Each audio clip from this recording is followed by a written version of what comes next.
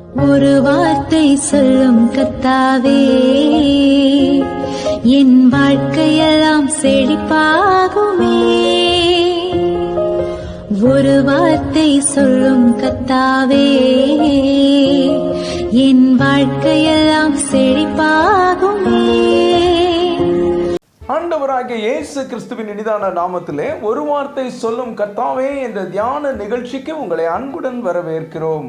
கர்த்தர் கிருபையாய் தந்த இந்த நல்ல நாளிலும் நீண்ட நாட்களுக்கு பின்பு உங்களை கர்த்தருடைய வார்த்தை மூலம் சந்திப்பதிலே மிக்க மகிழ்ச்சி அடைகிறோம். நீங்கள் எல்லாரும் சுகமாக இருக்கிறீர்களா? கர்த்தருடைய கிருபையினாலே நீங்கள் எல்லாரும் சுகமாக இருப்பீர்கள் என்று சொல்லி நாங்கள் நம்புகிறோம். கர்த்தருடைய கிருபையும் சமாதானமும் உங்கள் குடும்பங்களிலே பெருகுவதாக. கடந்த நாளிலே கேள்வி நேரத்தில் கலந்து கொண்டு பதில்களை அனுப்பி கொடுத்த அனைத்து கர்த்தருடைய பிள்ளைகளையும் இயேசு கிறிஸ்துவின் நாமத்திலே வாழ்த்துகிறோம். கர்த்தர் உங்களை ஆசீர்வதிப்பாராக. மத்தேயு 14ஆம் அதிகாரம் 20ஆம் வசனம். எல்லாரும் சாப்பிட்டு திருப்தி அடைந்தார்கள், மீதியான துணிக்கைகளை 12 கூடை நிறைய எடுத்தார்கள். கிறிஸ்துவுக்குள் மிகவும் அன்பான தேவனுடைய பிள்ளைகளே, கர்த்தர் இந்த நாளிலும் நமக்கு தரும் ஆசீர்வாதமான வார்த்தை என்னவென்றால், மீதியான துணிக்கைகளை 12 கூடை நிறைய எடுத்தார்கள். எவ்வளவு அருமையான வார்த்தை பாருங்கள். கர்த்தர் உங்களையும் என்னையும் எல்லாவற்றிலும் மீதம் எடுக்கும்படி செய்வார். அதுவும் திருப்திகரமாக எல்லா காரியங்களையும் செய்து முடித்து மீதம் எடுப்பீர்கள். எத்தனை பேர் இந்த கர்த்தருடைய வார்த்தையை விசுவாசிக்கிறீர்கள்? விசுவாசிக்கிறவர்கள் ஆமென் என்று சொல்லுங்கள். இன்றைக்கு உங்களுடைய வாழ்க்கை எப்படிப்பட்டதா இருக்கிறது? நீங்கள் வாங்குகிற சம்பளம் பத்தாமல் கடன் வாங்க வேண்டிய சூழ்நிலை இருக்கிறதா? எவ்வளவுதான் இரவு பகலாக உழைத்தாலும் ஒன்றுமே மீதம் இல்லையா? எந்த காரியத்தையும் முழுமையாய் திருப்திகரமாய் செய்ய முடியாமல் எல்லாம் அரைகுறையாய் இருக்கிறதா? ஏதோ அட்ஜஸ்ட் பண்ணி கொண்டு சிக்கனமாய் வாழ்கிறேன் என்று சொல்கிறீர்களா? கவலைப்படாதிருங்கள். நீங்கள் திருப்தி அடையும்படி கர்த்தர் செய்வார். எல்லாவற்றிலும் நீங்கள் மீதம் எடுப்பீர்கள். யோவேல் 2ஆம் அதிகாரம் 26ஆம் வசனம் இப்படியாக சொல்கிறது, நீங்கள் சம்பூரணமாக சாப்பிட்டு திருப்தி அடைந்து உங்களை அதிசயமாய் நடத்தி வந்த உங்கள் தேவனாகிய கர்த்தருடைய நாமத்தை துதிப்பீர்கள். என் ஜனங்கள் ஒருபோதும் வெட்கப்பட்டு போவதில்லை. எனக்கு அன்பான தேவனுடைய பிள்ளைகளே, திருப்தி இல்லாமல் வாழ்ந்து கொண்டிருக்கிற உங்களை கர்த்தர் திருப்தியாக்குமார். இதுவரை உங்கள் வீட்டில் தங்காத கர்த்தருடைய ஆசீர்வாதம் இனி தங்கும். நீங்கள் கர்த்தருடைய நாமத்தை துதிப்பீர்கள். நீங்கள் ஒருபோதும் வெட்கப்பட்டு போக மாட்டீர்கள். இங்கே நாம் வேதத்தில் வாசிக்கும் போது வனாந்தரமான ஓரிடத்திற்கு ஆண்டவராகிய இயேசு கிறிஸ்து போகிறார். இதை கேள்விப்பட்ட ஜனங்கள் கால்நடையாக நடந்து அவரிடத்தில் வருகிறார்கள். ஆண்டவர் அவர்கள் மேல் மனதுருகுகிறார். அவர்களுக்கு போதகம் பண்ணுகிறார். அங்கே இருந்த வியாதிக்காரர்கள் எல்லாரையும் சுகமாக்குகிறார். சாயங்காலம் ஆகிறது. சீசர்கள் அவர்களை அனுப்பிவிட நினைக்கிறார்கள்.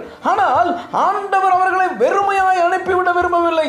சீசர்களிடம் இருந்த 5 அப்பத்தையும் 2 மீனையும் வாங்கி ஆசீர்வதித்து ஜெபித்து கொடுக்கிறார்.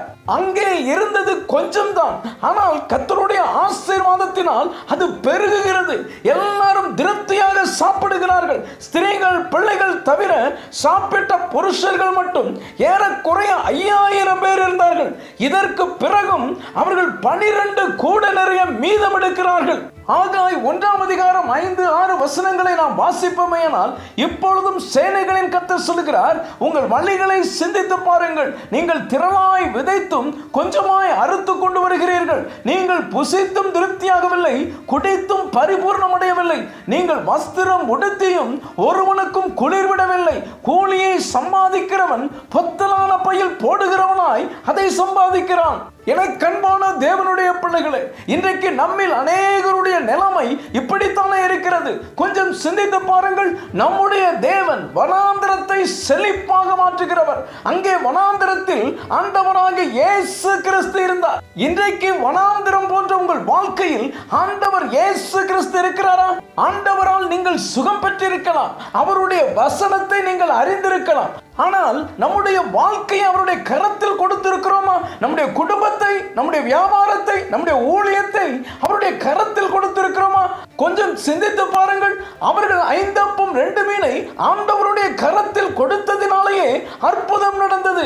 அவர்கள் சாப்பிட்டு திருப்தி அடைந்தார்கள், மீதம் எடுத்தார்கள். எனக்கு அன்பான தேவனுடைய பிள்ளைகளே, இதுவரை எல்லாவற்றையும் நீங்களே வரவு செலவு பார்த்து குடும்பத்தை நடத்தி கொண்டிருப்பீர்களே, ஆனால் அதை இன்றைக்கு ஆண்டவரிடம் ஒப்படைத்து விடுங்கள். அதை கர்த்தர் பார்த்துக் கொள்ளுவார். கர்த்தர் ஆசீர்வதித்து தருவார். அவர் குறைவில்லாமல் நடத்துவார். நீங்கள் திருப்தி அடைவீர்கள்.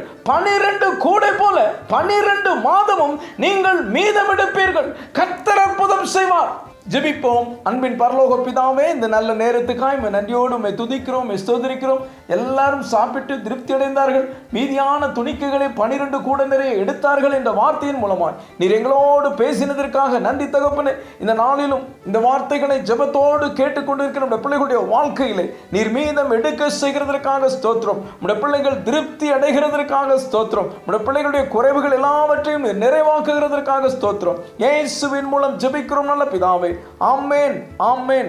இன்றைய கேள்வி, 5 அப்பமும் 2 மீனையும் கொண்டு கர்த்தர் போஷித்த போது சாப்பிட்ட புருஷர்கள் எத்தனை பேர்? ஏ 4000, பி 5000, சி 6000, டி 7000. தொடர்ந்து நம்முடைய RCM ஊழியங்களுக்காகவும் இந்த கர்த்தருடைய வார்த்தை தடையில்லாமல் தினந்தோறும் வெளிவரவும் தயவு செய்து ஜெபித்துக் கொள்ளுங்கள். கர்த்தர் உங்களை ஆசீர்வதிப்பாராக.